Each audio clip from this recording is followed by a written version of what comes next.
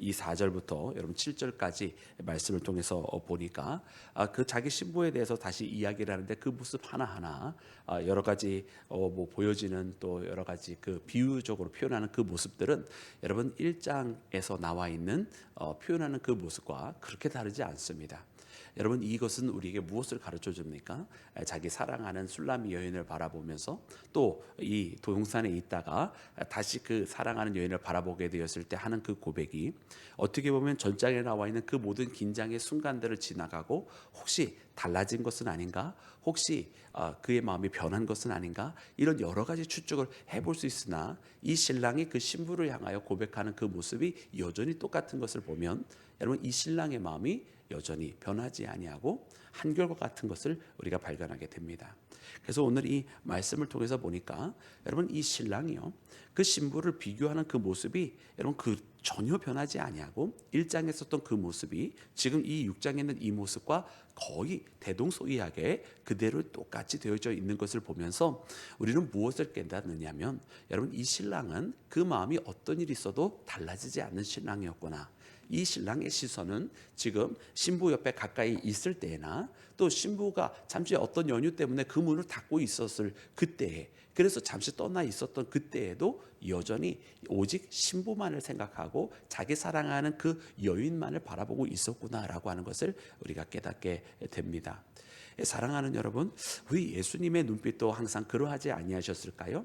여러분 우리는 예수님을 바라보면서 이 복음서를 통해서 여러 가지 예수님의 여러분 자상한 눈빛도 우리는 기억을 하고 있습니다. 여러분 주께서 바라보시고 주께서 어떠한 눈빛으로 여러분 그 사랑하는 제자들을 바라보셨을까? 또 거기에 있는 그 많은 백성들을 바라보셨을까? 여러분 주께서 동산 위에 올라가셔서 기도하고 계셨을 때 그 제자들이 위협을 당하시는 것을 보시며 여러분 즉각적으로 풍랑 속에서도 제자들에게 무리를 걸으시면서 다가오시는 그 모습 여러분 가까이서 바라보실 때나 멀리서 바라보실 때나 항상 그 마음은 항상 그의 사랑하는 제자들과 있었던 것을 봅니다. 또한 우리가 여러분 부활절을 지키면서 예수님께서 예루살렘에 다가오셨던 그 모습도 말씀을 통해서 묵상을 했는데 저 예루살렘을 바라보시고는 우시면서 여러분 그 예루살렘아 예루살렘아 하시면서 하셨던 여러분 그 모습을 우리가 기억을 합니다. 여러분 그때 예수님의 눈빛 또한 여전히 자기의 사랑하는 백성을 바라보시면서 변치 않는 사랑의 눈빛, 변치 않는 이들을 구원하고자 하신 여러분 예수님의 마음, 한탄 속에서도 간절한 구원의 열망이 있는 예수님의 마음을 우리는 여러분 알 수가 있는 것입니다. 이처럼 예수님은 항상 한결과 같이 그의 사랑하는 자들을 바라보고 계셨음을 우리는 말씀을 통해서 발견하게 되는데요. 여러분 반면에 오늘 우리는 어떠한가라고 한번 돌이켜 보았으면 좋겠어요. 여러분 예수님은 끊임없이 그의 사랑하는 자들을 우리 하나님은 끊임없이 우리를 그 사랑하는 자녀들을 바라보고 계시는 반면에 여러분 우리들의 눈빛은 무엇인가 모르게 때때로 우리 사랑하는 주님을 놓칠 때가 있는 것 같아요. 마치 이 술라미 여인이 무슨 연유인지 모르게 그 불안한 마음에 자꾸 그 문을 닫거나 그 불안한 마음에 자꾸 주저주저하고 머뭇거리는 여러분 이와 같은 모습이 우리 신앙 가운데 있더라라는 말이죠. 그 오늘 이 말씀 가운데 보니까 신랑은 이 신부가 그렇게 흔들리고 있었을 때에도 똑같은 사랑의 고백, 똑같은 시선으로 바라보면서 자기의 연인을 사랑하고 또 깊이 사랑했던 것처럼 여러분 우리 또한 이제는 주님을 바라볼 때 어떠한 상황이 되었든 내가 힘들 때나 기쁠 때나 또 어려울 때나 아니면 내 마음 가운데 평안할 때나 아니면 그러하지 아니하고 긴장이 있을 수밖에 없는 그런 순간이 되었을 때에도 여러분 우리가 한결과 같이 주님만을 바라보는 믿음의 사람이 되기를 주의 이름으로 축원합니다. 사랑하는 여러분 두 번째로 오늘 말씀 가운데 보니까 오늘 말씀 가운데 이 신랑이 신부를 사랑함에 있어서는 여러분 가장 여러분 어떠한 것도 비교하지 아니하고 이 신부만을 사랑했던 것을 보게 됩니다. 특별히 오늘 본문 말씀 여러분 8절과 9절 말씀을 보니까 이렇게 기록이 되어 있는데요. 우리 함께 합독해서 읽어볼까요? 8절과 9절입니다. 시작. 왕비가 60명이요 후궁이 80명이요 시녀가 무수하되 내 비둘기 내 완전한 자는 하나뿐이로구나. 그는 그의 어머니의 외딸이요 그 낳은 자가 귀중하게 여기는 자로구나. 여자들이 그를 보고 복된 자라 하고 왕비와 후궁들도 그를 칭찬하는구나. 아멘. 아멘. 여러분 이 솔로몬에게는 왕비가 60명이다, 후궁이 80명이다, 시녀가 무수하다 그랬어요. 그런데 여러분 그러면 그 가운데 이 술라미 여인, 여러분 그 가정이 무슨 뭐 귀족 집안도 아니었고요, 또 어떤 뭐 무슨 세력가도 아니었습니다. 그는 자기 오라비가 일을 시켜야만 하는 상황에 있는 그런 어려운 처지에 있었던 가정이었고, 자기도 자기에게 맡겨진 그 일을 해서 나가서 그 고된 일을 해야 해서 얼굴이 다 햇볕에 타야만 하는 그런 가정에 있는 여인이었던 것을 우리가 압니다. 그러면 이 여인이 솔로몬에게는 도대체 어떤 정도의 위치에 있는 여인이었을까요? 여러분 왕비가 60명이고요. 후궁도 많았고요. 여러분 시녀들은 더 셀 수도 없이 많았다라고 돼 있어요. 그럼 그 많은 여인 중에 one of many, 그 많은 사람 중에 그냥 단 한 명? 여러분 그렇게 솔로몬은 생각하지 않았다라는 거예요. 심지어 그렇게 귀하고 또 곱게 되어지고 고귀한 위치에 있는 그런 사람들도 있었지만, 그러나 그 모든 사람들보다도 가장 단연 으뜸으로 이 술라미 여인을 사랑했다라고 하는 것을 깨닫게 됩니다. 여러분 우리는 이 말씀을 통해서 놀라운 사실을 하나 발견하게 되는 거예요. 주님 앞에 우리는 어떤 존재인가? 여러분 이 땅에 여러분 무릇 하나님께서 여러분 보시고 좋아하셨던 것이 굉장히 많이 있어요. 하나님께서 창조하시고 보시기에 좋았더라 이렇게 기록이 되어 있잖아요. 그것들은 다 하나님 앞에 기쁨이 되었다라는 뜻이죠. 그러나 여러분 모든 창조의 역사를 다 기록되어 있는 그 순서들과 모든 것들을 다 보아도 여러분 단연 으뜸은 하나님께서 하나님의 형상으로 지으신 인간을 보시고 심히 좋았더라고 말씀하신 바로 우리들이야말로 하나님 앞에 가장 큰 기쁨이 되었었다라고 하는 사실을 여러분 우리가 꼭 기억해야 할 줄로 믿습니다. 누가 뭐래도 여러분 우리는 하나님의 형상으로 지음받은 하나님의 자녀고요. 누가 뭐래도 하나님은 우리의 찬양을 기뻐 받으시고요. 누가 뭐래도 하나님은 우리의 기도를, 그분 앞에 아래는 우리의 목소리를 듣기를 원하시는 분이라고 하는 거예요. 그렇기 때문에 여러분 하나님은 그 누구 그 어떤 것보다도 이 땅에 많은 것을 하나님께서 창조하셨지만 이 땅에 창조되어진 그 어떤 피조물보다도 하나님은 우리를 사랑하고 계시는 줄로 믿습니다. 그러니 사랑하는 여러분 이 말씀을 보면서요, 여러분 이 말씀 가운데 하나님께서 우리를 가장 사랑하시는데 여러분 우리의 사랑에 머뭇거림이 있으면 되겠습니까? 안 되겠습니까? 여러분 하나님은 우리를 사랑하시는데요 머뭇거리지를 않으셨어요.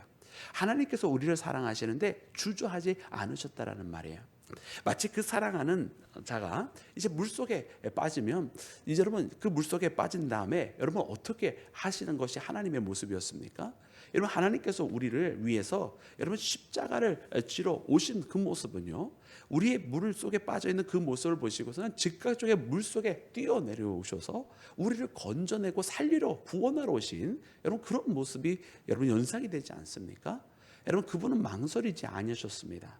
여러분 그분은 우리 가운데 찾아오셨을 때에 경중을 재거나 이익과 효율을 재시는 그런 분이 아니었다라는 말이에요. 그분은 우리를 살려 모든 것을 다 여러분 쏟아 부으시고 모든 것을 다 기꺼이 우리를 살리시려고 포기하시고 우리 가운데 찾아오신 분이 바로 우리 하나님이셨는 줄로 믿습니다. 여러분 하나님이 우리를 사랑하심에 있어서는 그렇게 망설임도 단 한 번의 주저함도 없으신 분이 바로 우리 하나님이신데요. 근데 반면에 우리는 어떻게 하느냐? 반면에 우리는 하나님 사랑하기를 주저주저하고 머뭇머뭇거릴 때가 있단 말이에요. 아까 그 얘기했던 그 술라미 여인의 그 어저께 모습처럼 말입니다. 이는 마치 무엇과 같으냐? 아까 거꾸로 이제 물에 빠진 것이 이번에는 여인이 아니라 여러분 신랑이라고 한번 생각을 해보시자고요. 그러면 신랑이 딱 빠져 있는데 신랑을 구하려 기꺼이 물속에 뛰어 들어가야 되는데 그게 아니라 야 내가 신랑을 구하다가 내가 죽는 거 아니야? 신랑을 구하는 게 나한테 이득이 되나 안 되나? 지금 구하는 게 맞나 안 맞나? 여러분 이루고 있다란 말이에요. 효율을 따지고 이득을 따지고 그러고 있는 우리 인간들의 모습을 바라봅니다. 아니 세상에 사랑함에 있어서 효율적이냐 아니냐를 왜 따지죠? 여러분 효율을 따지는 거는 여러분 세상에 살아가는 뭐 여러 가지 세상 살이는 될 수 있을지 모르지만 여러분 사랑은 아닌 것 같아요. 사랑은 효율을 따지지 않습니다. 아니 사랑하는 사람들 보세요. 그냥 전화통 붙잡고 1시간이고 2시간이고 통화하고 있잖아요. 여러분 너무 오래된 이야기라 기억이 안 나세요? 요즘 우리 아이를 보니까 알 것 같아요. 아빠하고는 전화도 안 하면서 말이죠. 아니 전화 또 그렇게 붙잡고 있는 게 효율적이진 않잖아요. 근데 그러고 싶은 거예요, 그죠? 사랑은 그런 거더라고요. 근데 우리는 주님을 사랑한다고 하면서 자꾸 효율적으로 사랑하려고 해요. 효율적으로. 비효율적인 사랑의 방법은 안 하려고 해요. 아하하. 그건 사랑이 아닌지 모르겠어요. 우리가 정말 주님을 사랑한다고 한다면 사람들이 바라봤을 때 아유 저렇게 왜 저렇게 그냥 저돌적으로 하나님을 사랑하냐, 왜 저렇게 무식하게 하나님을 사랑하냐, 이런 소리를 들을 정도까지 하나님을 사랑하는 모습이 있어야 어쩌면 진짜 사랑이 아닌가 그런 생각이 들어요. 참 많은 사람들이요 득과 실을 따지면서 사랑하려고 해요. 근데 사랑은 득과 실을 따지는 것이 아닙니다. 아니 도리어 손해를 보는 것을 자처하는 것이 사랑이 아닌가 싶어요. 근데 하나님을 사랑하면서 항상 무엇이 이득인가를 생각합니다. 자기가 이걸 하는 게 이득이냐 아니냐, 또 세상 일을 하는 게 세상 일과 하나님이 하는 것 중에 이게 더 이득이냐 아니냐 이런 걸 따지며 사람들이 있더라고요. 그러면 하나님 사랑하는 거 아닙니다. 그저 자기에게 득이 되는 일을 하는 사람이고 자기를 사랑하는 사람이겠죠. 여러분 그런 것들을 생각하다 보니 머뭇머뭇합니다. 머뭇머뭇 주저주저 계산을 하게 되고, 그것은 하나님을 사랑하는 것이 아닙니다. 신랑은 우리를 위해서 그 신부를 사랑함에 있어서 머뭇거림이 없이 모든 것을 다 던져주고 뛰쳐고 나왔는데, 신부는 신랑을 사랑하는데 망설이고 고민도 많고 그러고 있는 모습을 보입니다. 그러기에 오늘은 우리는 이 모습을 바라보면서 우리를 사랑하되 많은 것 중에 하나로 사랑하는 것이 아니라 가장 으뜸으로 사랑한 이 신랑의 모습을 보면서 이제 우리도 주님 사랑하기를 많은 것 중에 하나로 주님을 사랑하는 것이 아니라 으뜸으로 주님만을 사랑하는 믿음의 자녀가 되기를 주의 이름으로 축원합니다.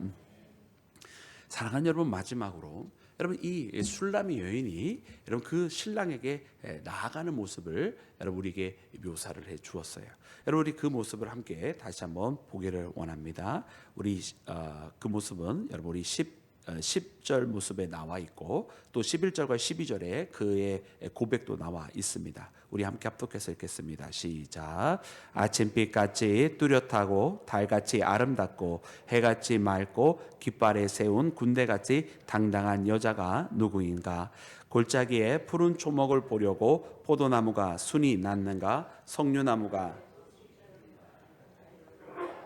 내가 호도 동산으로 내려갔을 때에 부지 중에 내 마음이 나를 내 귀한 백성의 수레 가운데 이르게 하였구나. 아멘. 여러분 부지 중에 내 마음이 나를 내 귀한 백성의 수레 가운데 이르게 하였구나. 여러분 술람이 여인이 이 모든 것이 자기의 불안했던 마음이 지나가고 또 막상 신랑이 없어지니까 정말로 이 신랑을 사랑했다고 하는 것을 깨달았잖아요. 그리고 정작 신랑을 누구보다도 필요로 했던 사람이 자기라고 하는 것을 깨달았잖아요. 그리고서는 이제 여러분 그 신랑을 발견하게 되었을 때 여러분 신랑은 여전히 변하지 않고 이렇게 신부를 아끼고 사랑했던 것을 봅니다. 근데 이때 여러분 이 신부의 모습은 무엇인가 보았더니 여러분 이 신부도 놀랍게도 여러분 신랑만 그 마음이 한결같았던 것이 아니라 신부도 사실은 자기도 신랑에 대한 마음이 한결과 같았던 것을 보게 돼요.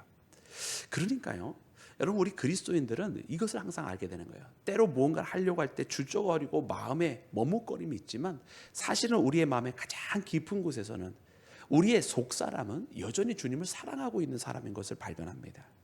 여기서 우리는 무엇을 깨닫냐면 우리는 그러므로 더욱더 우리의 진짜 속사람이 무엇을 원하는지를 알아야 돼요. 우리의 진짜 내 속에서 막 이 머리로 생각하는 나의 인생살이 하고 있는 껍데기 레벨에서 우리 자신을 생각할 것이 아니라 또 주님을 생각할 것이 아니라 나의 깊은 나의 속사람이 정말 나의 심령이 무엇을 필요로 하고 무엇에 갈급하고 있는지를 여러분 우리가 들을 수 있어야 한다는 말이에요. 여러분 우리는 다윗의 노래를 통해서 깨닫게 됩니다. 내 영혼은 내가 어찌하여 라고 하면서 여러분 노래를 할 때가 있잖아요. 여러분 우리가 잠들어 있을 때가 있고 우리가 머뭇거릴 때가 있고 우리가 망설일 때가 있는데 여러분 이것은 우리의 진정한 속사람이 원하는 것이 아닙니다. 육신에 매여 있는 것 우리의 속사람이 원하는 것이 아니라는 말이에요. 어쩌면 우리가 육신에 피로하고 세상살이에 지쳐있고 마음속에 불평과 불만이 있을 때 나의 속사람은 말입니다 오히려 이것으로 인해서 너무나 여러분 숨막혀 하고 있는지도 몰라요. 주님 앞에 지금 찬양하고 예배하고 기쁨으로 살아가야 되는데 이 육신의 삶 속에 억눌려 있는 그 모습으로 말미암아 그냥 그 영혼이 숨이 막혀서 죽어가고 있는 거죠. 여러분, 그래 오늘 이 술람이 여인은 이런 진정한 자기 속에서도 여전히 자기 신랑을 사랑하고 있는 모습을 보여줍니다. 그래서 부지 중에 자기가 어디를 목표를 정해놓고 찾아왔던 것이 아니었어요. 그 동산은 사실은 이 신랑과 함께 먼저 사랑을 나눴던 그런 곳이잖아요. 근데 이 동산의 부지 중에 자기가 그 발걸음을 옮겨 그 신랑이 있는 곳으로 온 거예요. 그러니까 자기의 사랑에 어떻게 보면 이끌려서 온 거죠. 그래, 사랑하는 여러분, 오늘 우리도 여러분 우리의 정말 속사람이 주님을 사랑하는 그 마음에 이끌림 받아 살아가기를 주의 이름으로 축원합니다. 이제는 우리가 우리의 속사람이 조금 더 숨통을 열을 수 있도록 시원하게 신앙생활하며 살아갔으면 좋겠습니다. 내 인생에 짓눌려 살아가는 거 아니고 내가 이 땅에 살아가야 돼, 이거 해야 되고 저거 해야 되는 어떤 그런 의무감에도 끌려가는 것 아니고 그냥 기쁘게 주님 만나고 정말로 찬양하고 또 원하는 만큼 기도하고 그렇게 주님과 함께하면서 여러분 그렇게 함께 만나는 신앙생활 우리가 함께하기를 주의 이름으로 축원합니다. 돌아오고 돌아오라. 여러분 술람이 이 여인을 가장 반기는 모습이 그 다음 13절 상반절에 나오게 됩니다.